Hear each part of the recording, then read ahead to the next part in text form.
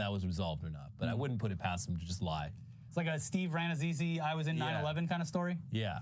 Every New Yorker already has a 9/11 story, so you need your own secondary story to one-up other people.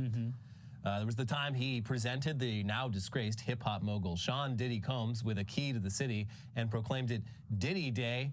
Maybe they'll be cellmates. We haven't really talked at all about this Diddy shit. It's because it's fucking horrific. Yeah, it's horrific. It's wild. It's like it's one of those things where it's shocking, just like how fucking openly evil a guy could be for that long. Yeah, and wield enough power to just keep people hushed up about it. It's crazy. Yeah, and he needs to die in prison. And one of the stories this week was that one of his cellmates, or at least in the area where he's being held, SBF. Sam Bankman-Fried. So it might be Sam Bankman-Fried, Sean Diddy Combs, and Mayor Eric Adams all together. I also loved fucking. Diddy was one of the big investors in X. Yeah.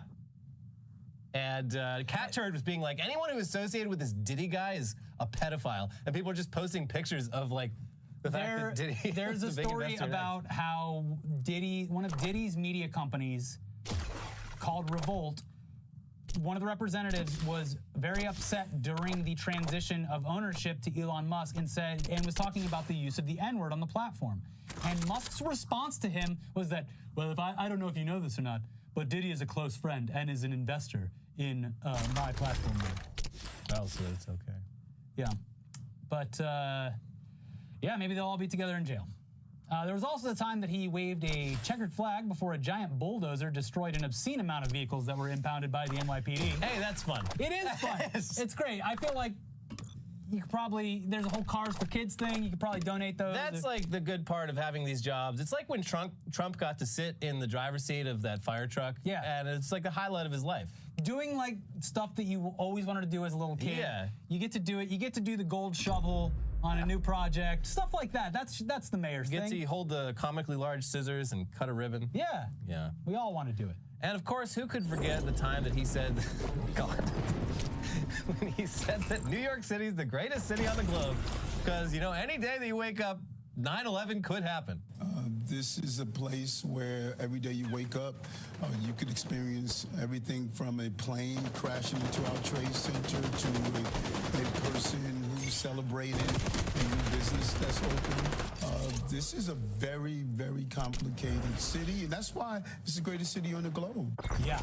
So, once again, we have to assume that he will not be in this position very much longer. But also, one of my personal favorites, it's a bit like niche, but it's when he was being interviewed for some like Hasidic or maybe Israeli like media network, and to demonstrate his commitment to Israel, he made up this insane lie about how he plans to retire to Israel.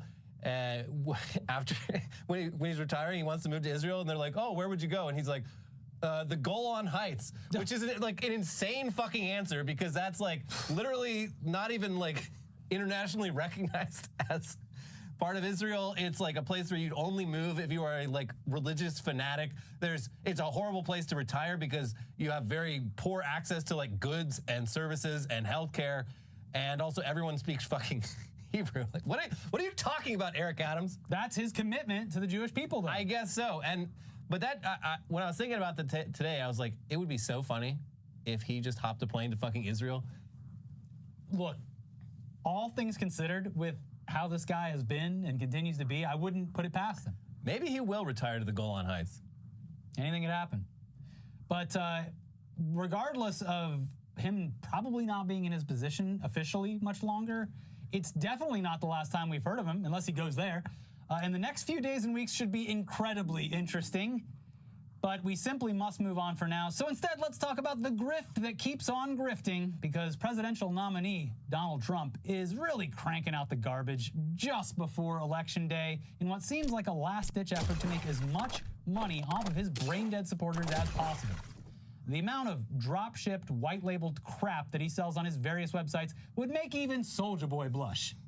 Superman, that hoe. He came up recently because he was playing with a handheld game console. Yeah. And someone had claimed that it was the Nintendo Switch 2, and they're like, Soulja Boy got his hands on the Switch 2. And it's like, buddy, maybe you weren't around, but the Soulja Boy You got some Soulja Boy lore to catch up. The Soulja Boy gaming console was an all-timer. All-timer. That was great. But yes, even Soulja Boy would blush at the amount of products that Trump is cranking out, and the latest items are no exception. First off, he's selling cologne and perfume that is apparently in honor of his first assassination attempt. So what does it smell like? Blood? No, it's the fight cologne. Fight, fight, fight. But what does it smell like? It Fear? probably smells like shit. Not actual shit, but it probably smells terrible. Yeah, he comes from an era when colognes were overpowering. Not only that, as you age, you lose the sensitivity. Yeah. I think I need a little bit more. Yeah, so you get the stronger stuff so you can smell it too. But here's Rolling Stone with more on the beautiful scents that are coming out of the Trump campaign. Trump has made hay over the assassination attempt against him in July, both through campaign fundraising and hawking merchandise, including Fight, Fight, Fight cologne and perfume.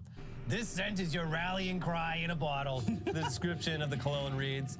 Featuring Trump's iconic image and raised fist, this limited edition cologne embodies strength, power, and victory.